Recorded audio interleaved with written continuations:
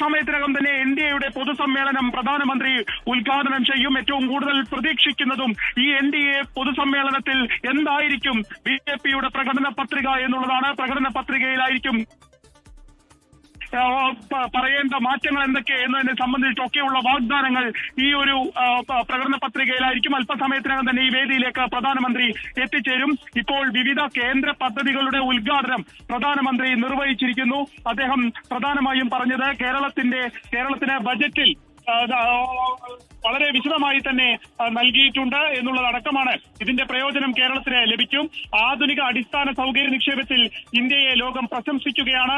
ഈ വർഷത്തെ ബജറ്റിൽ വകയിരുത്തിയത് റെക്കോർഡ് തുകയാണ് എന്ന് അദ്ദേഹം പറഞ്ഞിരിക്കുന്നു. ഇതിന്റെ പ്രയോജനം കേരളത്തിന് ഇനിയുള്ള ദിവസങ്ങളിൽ ലഭിക്കും. ഇന്ന് സമാരംഭിച്ച വികസിപ്പിച്ച പുതിയ റോഡുകൾ കേരളത്തിന്റെ വികസനത്തിന് ആക്കം കൂട്ടുമെന്നും വികസിത കേരളത്തിന്റെ ശക്തി പകരാൻ ഇത് ഇടയാക്കുമെന്നുള്ളതും പ്രധാനമന്ത്രി പറഞ്ഞിരിക്കുന്നു. ഈ ദേശീയപാതയെ ചൊല്ലി കേരളത്തിൽ ഇപ്പോൾ തന്നെ പ്രത്യാരോപണങ്ങൾ ആരംഭിച്ചു കഴിഞ്ഞിരിക്കുന്നു. അതിൽ സംസ്ഥാന സർക്കാരിന്റെ ഒരു പ്രതിനിധിയെ പോലും ക്ഷണിച്ചില്ല എന്നുള്ളതായിരുന്നു പ്രധാനമായിട്ടുള്ള ആക്ഷേപം. അങ്ങനെ മന്ത്രി മുഹമ്മദ് റിയാസിനെ ക്ഷണിക്കാത്തതിനെ ചൊല്ലിയുള്ള വിവാദം കൊടുമ്പിരിക്കൊണ്ടിരിക്കുന്ന സമയത്ത് തന്നെയാണ് പ്രധാനമന്ത്രി അത് കേരളത്തിന് മുതൽക്കൂട്ടാകും എന്നടക്കമുള്ള പ്രസ്താവനകൾ നടത്തിയിരിക്കുന്നത്.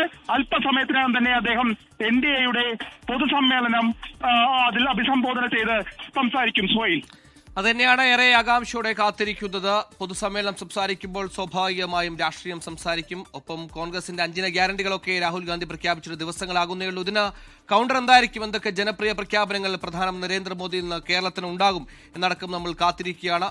ഈ പറഞ്ഞതുപോലെ BJP അധികാരത്തിലെത്തിയാൽ അല്ലെങ്കിൽ BJPക്ക് വോട്ട് എന്തിനു ചെയ്യണം എന്നതിനുള്ള മറുപടി പ്രധാനമന്ത്രിയിൽ നിന്നുണ്ടാകും. എന്തെല്ലാം വാഗ്ദാനം ഉണ്ടാകുമെന്നാണ് നമ്മൾ ആകാംക്ഷയോടെ കാത്തിരിക്കുന്നത്.